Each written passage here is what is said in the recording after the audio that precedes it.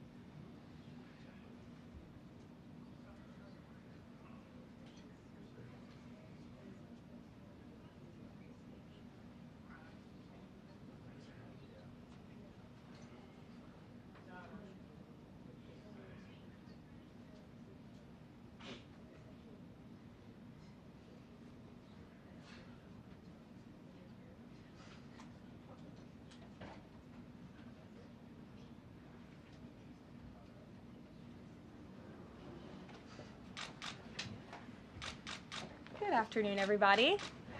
Did everyone have a good weekend? Yes. Good. It's good to see you back here. We have another busy week.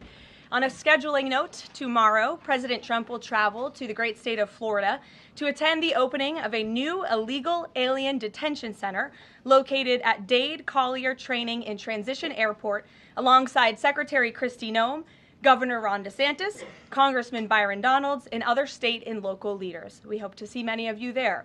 The facility is in the heart of the Everglades and will be informally known as Alligator Alcatraz.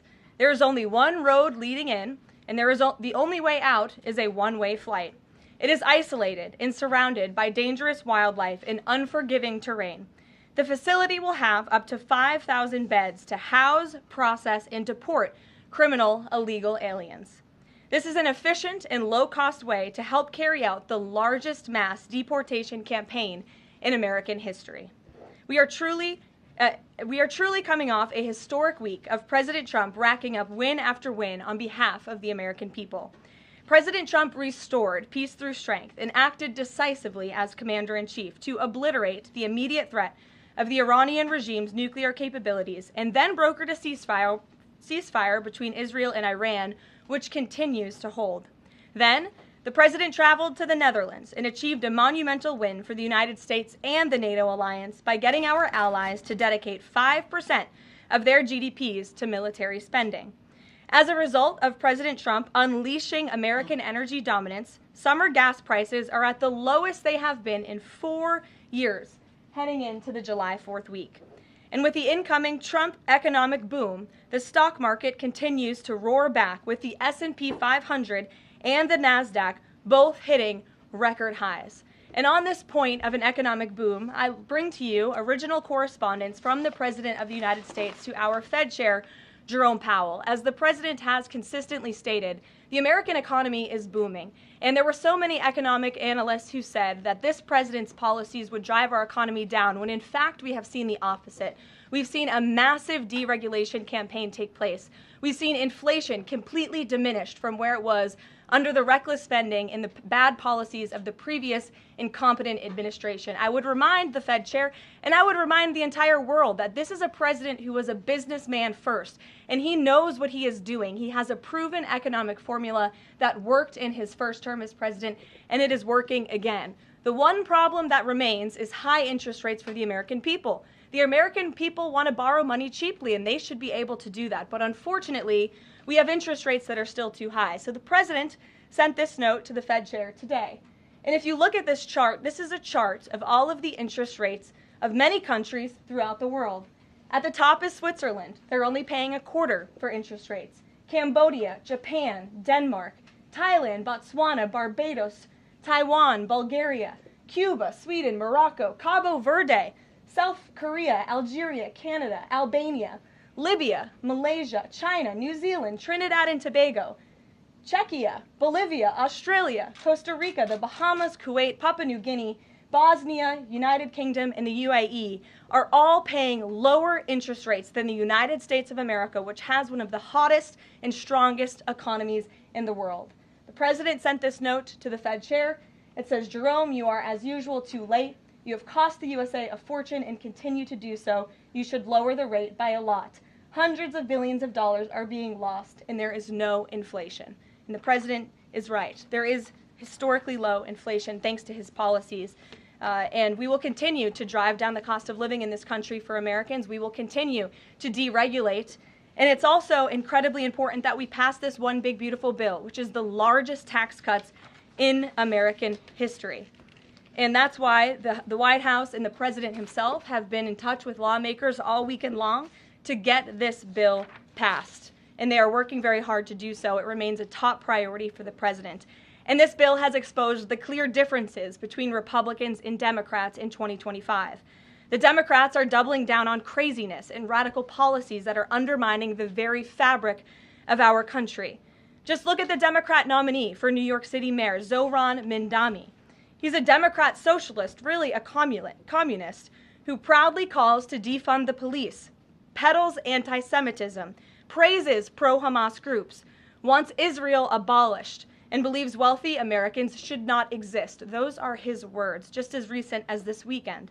Meanwhile, under President Trump's leadership, Republicans are fighting tirelessly for everyday, middle-class, working Americans who re-elected this president. And we're carrying out a revolution of common sense. And all of that is packed into this one big, beautiful bill. It delivers the largest middle and working class tax cuts in U.S. history. It keeps America safe by funding the largest ever one-time investment in border security. It's enough to reverse the Biden border invasion. And every single Democrat is against that, against securing our border and deporting millions of criminal illegal aliens. The One Big Beautiful Bill also strengthens and protects Medicaid benefits, despite what Democrats are saying, for eligible American citizens who rely on it, like pregnant women, children, seniors, and people with disabilities, by eliminating waste, fraud, and abuse that threaten to destroy this program that was intended for the most vulnerable in our society. And every single Democrat in Congress is against rooting out that waste, fraud, and abuse in blocking the 1.4 million illegal aliens who are currently improperly receiving these benefits that should be going to American tax-paying citizens. The Democrats in Congress are more concerned with defending illegal aliens than they are hardworking Americans. And the Big Beautiful Bill also revitalizes our military and enhances our defense capabilities, protects our country from emerging new threats by funding a cutting-edge missile defense system called the Golden Dome. And as we all know, the One Big Beautiful Bill makes the Trump tax cuts permanent. The White House and the president are adamant that this bill is passed and that this bill makes its way to his desk. Republicans need to stay tough and unified during the home stretch, and we are counting on them to get the job done. So with that, we will take up questions. John Fredericks is in our new media seat today. John, thanks for being here. We'll kick it to you. Thank you, Karoline. Let's get to the One Big Beautiful Bill first. It Sure. appears now you're going to get at least 50 votes in the Senate. There'll be some amendments. What is the president's confidence level in getting 218 votes in the House by the end of this week in order for him to sign it on Friday? Well, look, we are very well aware, the president is very well aware, that this bill needs to not only pass out of the Senate, but it needs to go back to the House, and we need the full weight of the Republican conference to get behind this bill, and we expect them to, and we are confident that they will. The president has been working hand in hand with Senate Majority Leader Thune and also our House Republican leader, or the Speaker of the House, Mike Johnson, both of whom will be at the White House today to meet with the president yet again. I believe they were here this morning, actually. I have one follow-up. Sure. You outlined Jerome Powell and the note that the president just sent to him. There are many who believe that Powell has been politicized in a lot of different ways. The president has not been shy about acting on things that he believes in. Why not just fire Jerome Powell and put in somebody that is going to lower rates? Why wait? Well, it's a good question, and one you can ask the president, because that's a decision for him to make. But you're right to point out the politicization of the Fed, and it's very unfortunate for our country. But Jerome Powell cut rates numerous times ahead of the election when Joe Biden was in this Oval Office, but now he refuses to, and the economy is in a much better place. So there really isn't a good explanation for that, and the president is rightfully calling attention to it. Thank you. Kelly. Good afternoon. On Iran, the president posted on his social that he is not even talking to them anymore. When we were at NATO, he said he expected the U.S. and Iran to have talks as early as this week, and that he might even want to see a written agreement. What is the update now if he's saying he's not even talking?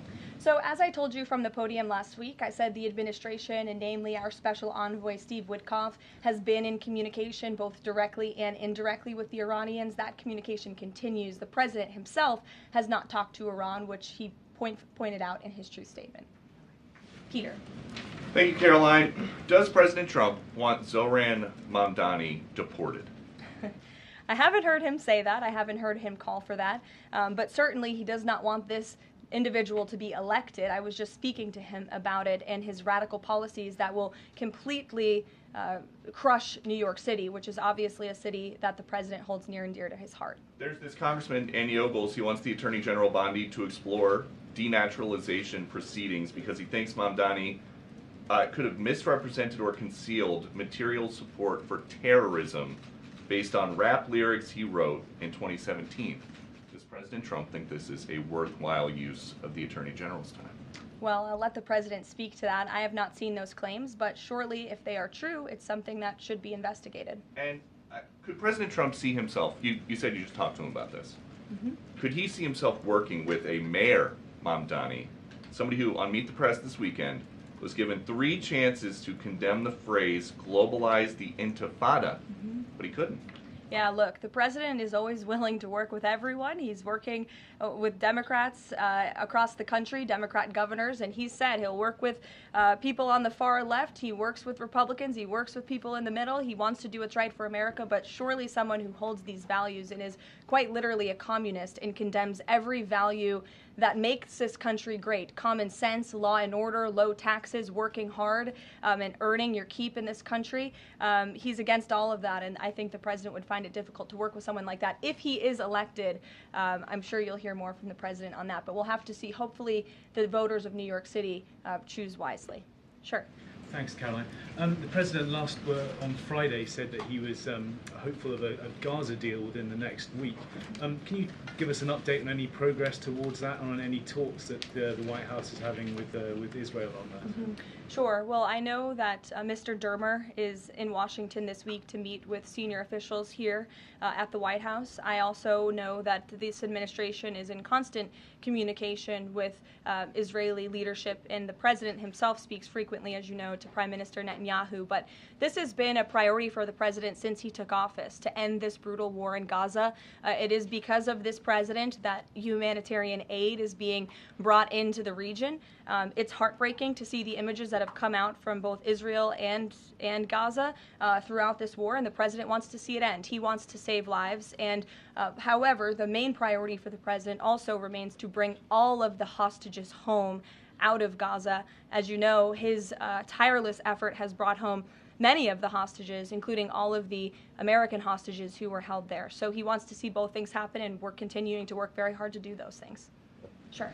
Yeah, thanks, Caroline. What is the White House's response to Senator Tillis's criticism articulated from the Senate floor yesterday, in which he said passing the big, beautiful bill would betray President Trump's promise to protect Medicaid?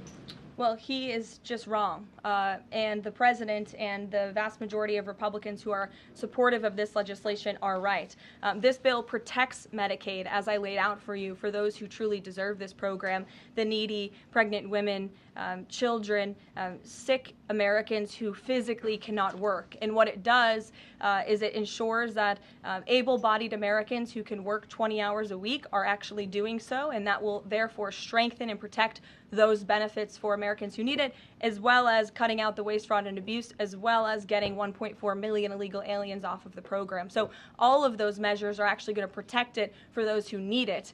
That's the president's position, and that's what this bill does, and that's why Republicans need to vote for it and get it to the president's desk. That kind of criticism from a Republican senator, is that reason for concern for the passage of this?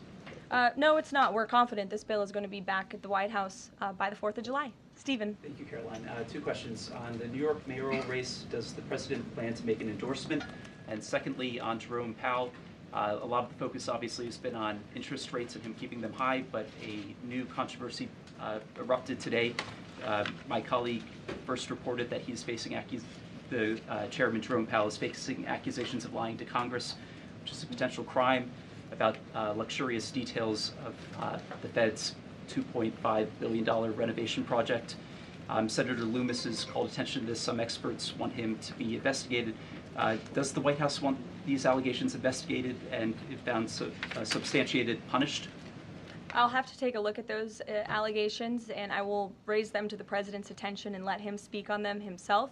To your first question regarding the mayoral race, the president was asked that yesterday by Maria Bartiromo. He refused to give an endorsement, so you won't get one from me at this podium unless he wants me to do that.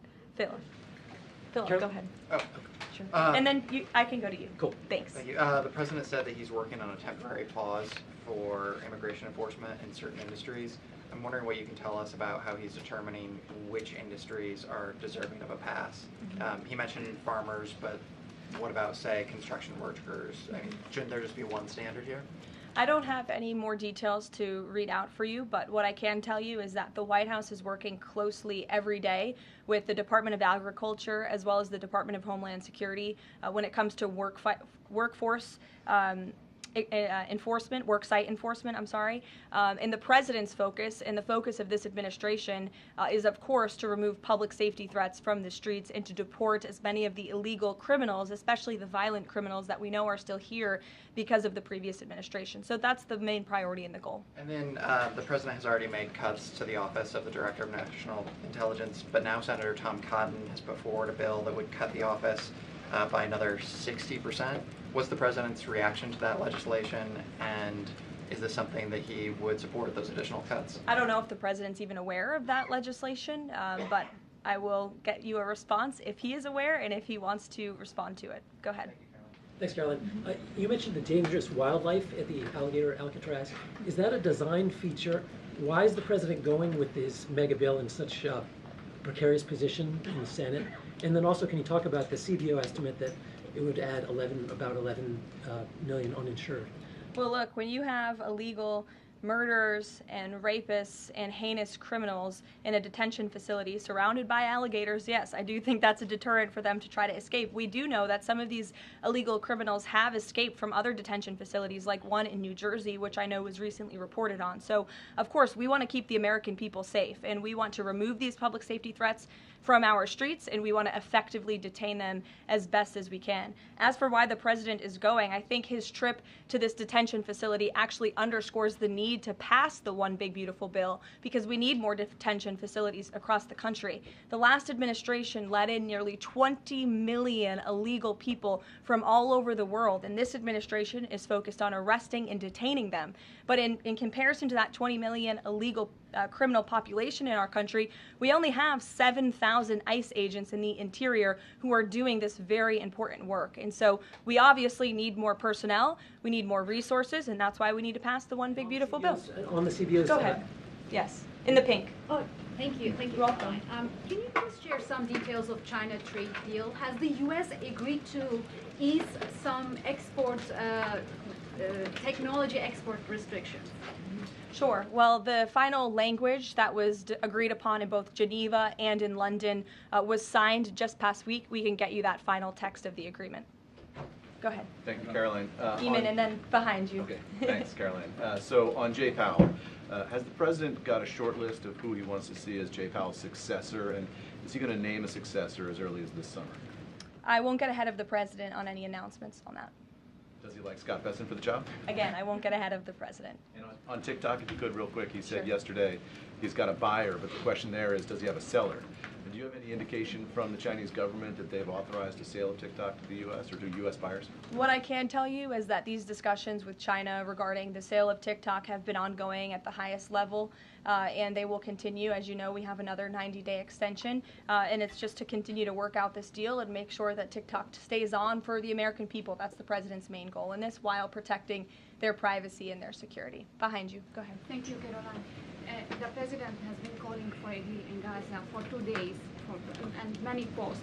Who is blocking the deal? And one other thing, when he posted on Netanyahu's trial, also he said it interferes with the negotiations on Iran and on Gaza. What did he mean by that?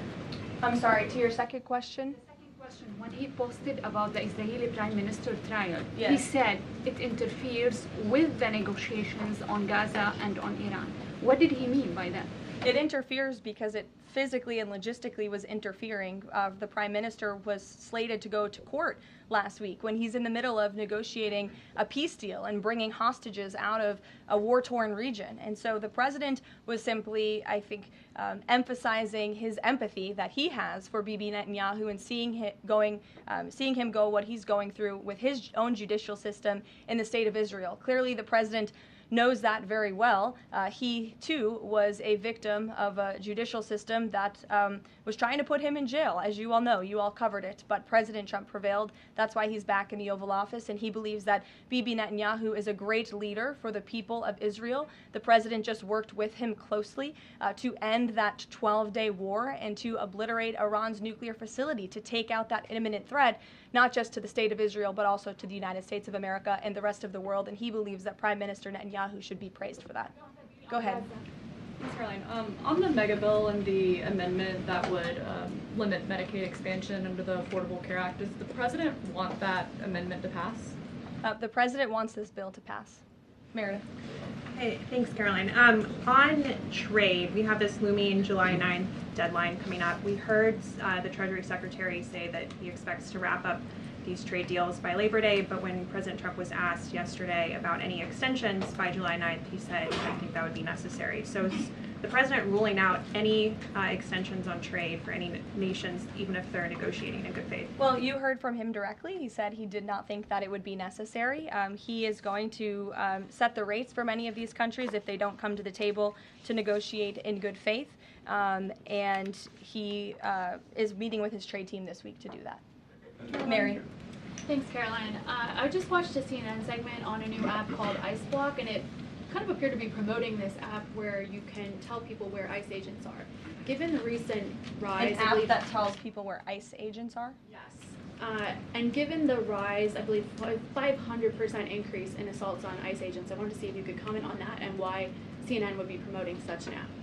Well, it's a very good question. I'll have to go back and watch the clip myself, but surely it sounds like this would be an incitement of further violence against our ICE officers. As you know, as you stated, there's been a 500% increase in violence against ICE agents, law enforcement officers across the country who are just simply trying to do their jobs and remove public safety threats from our communities. And that's something we as Americans, including journalists at CNN who live in many of these cities where illegal aliens are hiding and were let in from the previous administration, should be very grateful for. So we haven't seen the clip. We'll take a look at it, but certainly it's unacceptable that a major network would promote such an app that is encouraging violence against law enforcement officers who are trying to keep our country safe. Caroline, Shelby. I just wanted to get a clarification on the Senator Rick Scott's amendment. It sounds like the president is agnostic about whether it's attached. Is that accurate? Look, I'm not going to get into the details of the discussions that are ongoing right now, but the president wants these senators to come to a conclusion, to get this bill back to the White House as soon as possible and make sure that it's a piece of legislation that can make its way back through the House as well. So obviously there's some ping-ponging between both sides of Capitol Hill right now, but that's why Senator Thune and Speaker Johnson are working with the president in lockstep every step of the way. In the back, News Nation, go ahead. Thanks, Caroline. The president did and then announce. in front of you, yes. In front of.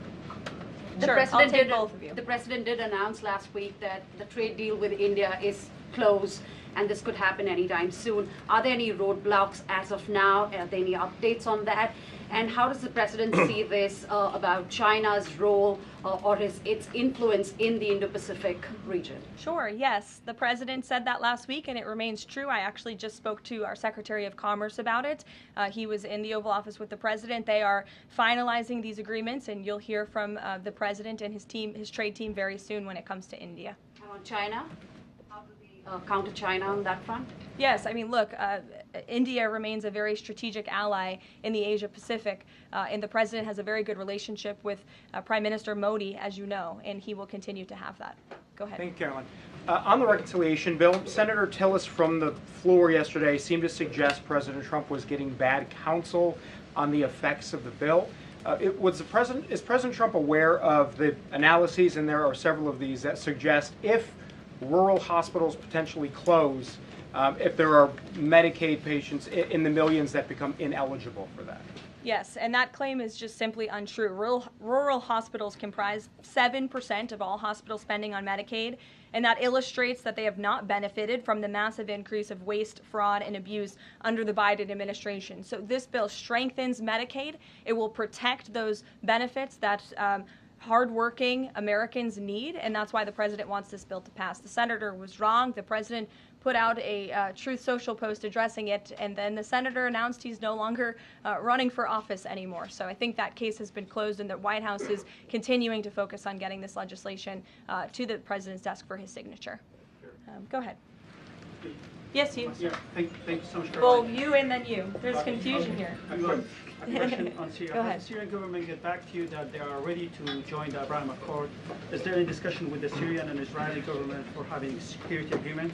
Is the first question. And the second question, what's the end goal for talking with the Iranian? Is that only focused on the nuclear program, or they are willing to speak about other issues like the proxy groups and ballistic missiles, or even trade with Iran? So as for discussions between Syria and Israel, you'll have to reach out to those respective governments. I can't comment on that. But what I can tell you is that this afternoon, the president will be signing an executive order to terminate the United States sanctions program on Syria. And this is in an effort to promote and support the country's path to stability and peace. The order will remove sanctions on Syria while maintaining sanctions on the former President Assad, his associates, human rights abusers, drug traffickers, persons linked to chemical weapons activities, ISIS and their affiliates, and Iranian proxies. And this is, again, an action that the president promised and shocked the world with in Saudi Arabia, because he's committed to supporting a Syria that is stable, unified, and at peace with itself and its neighbors. The president met with Syria's new president when we were in the Middle East, as you know, and so this is another promise made and promise kept by this president to promote peace and stability in the region. Go ahead, Alice. Sure. Questions on two topics, if you don't mind. Sure. I will start with NTD here. First, on Canada. Canada says it's now dropping its digital services tax on American tech companies days after President Trump says he's halting all trade talks with Canada. First, what's the president's reaction to this? Can you tell us more about his call with Prime Minister Carney over the weekend? How did he get Carney to drop it? And also, what's the impact on American tech companies given this latest progress, as the president says he has been fighting for American tech companies? It's very simple. Prime Minister Carney in Canada caved to President Trump in the United States of America. And President Trump knows how to negotiate, and he knows that he is governing the best country and the best economy in this world, on this planet. And every country on the planet needs to have good trade relationships with the United States. And it was a mistake for Canada to vow to implement that tax that would have hurt our tech companies here in the United States. The president made his position quite clear to the Prime Minister, and the Prime Minister called the president last night to let the president know that he would be dropping that tax, which is a big victory for our tech companies and our American workers here at home. And on Harvard, if you don't mind, the administration today formally accused Harvard of violating civil rights laws by not doing enough to fight anti-Semitism. We know that the president has talked to us before about Harvard potentially having a deal with the administration in the coming days. Do you have an updated timeline for that? How's the negotiations going? And is more pressure needed for Harvard to take fighting anti-Semitism seriously? Well, there was quite a direct letter that was sent to Harvard this morning, as you know. The negotiations are taking place behind closed doors, so I won't comment on that. But what I will share with all of you, for those who haven't seen it, is the context of this letter, because I think it's very important.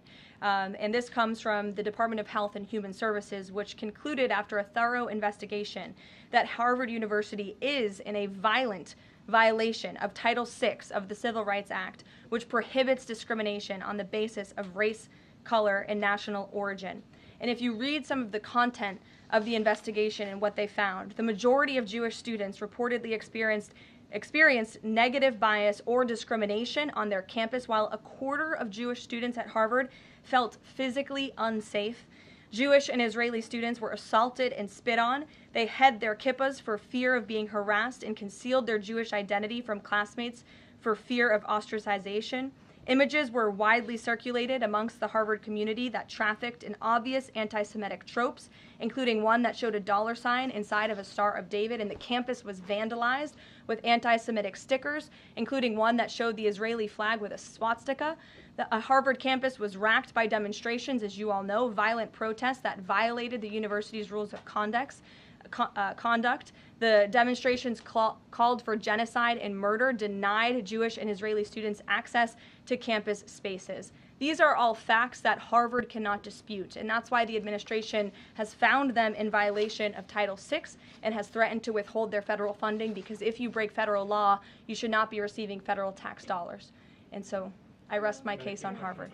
Andrea. Yeah, so President Macron of France earlier today said that tariffs levied by powerful countries are often a form of blackmail, and criticized the sort of process that's underway. He didn't mention the United States specifically, but said that these tariffs are really hurting developing countries. So there's this big UN conference going on. What do you say to that? What is the president, was he aware of that comment, and did he have any response?